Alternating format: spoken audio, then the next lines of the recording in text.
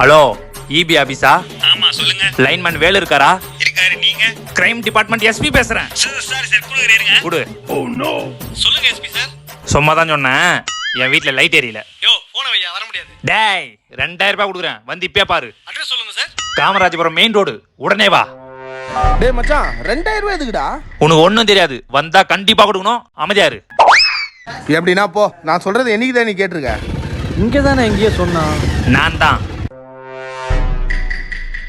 ஐயோ, இவன் கூட இருந்தா இவனுக்கு கமிஷன் கொடுக்கணுமே. இவனுக்கு எதனா வேலை கொடுத்து அனுப்பிச்சிட வேண்டியதுதான். ஏய், நீ என்ன பண்ற? அந்த 7 நம்பர் வீட்டுல போய் லைட் ஏறல, போய் பாத்துருவா போ. போயிட்டு வா.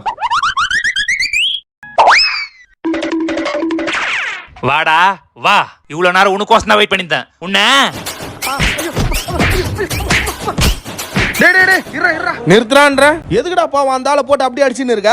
3 நாளைக்கு முன்னாடி புயலால 8 மணி நேரம் கரண்ட் இல்ல, இபி ஆபீஸுக்கு போன் போட்டேன். இவன் தான் எத்தான். எல்லாரும் போன் எத்தான்னு கேட்பாங்க.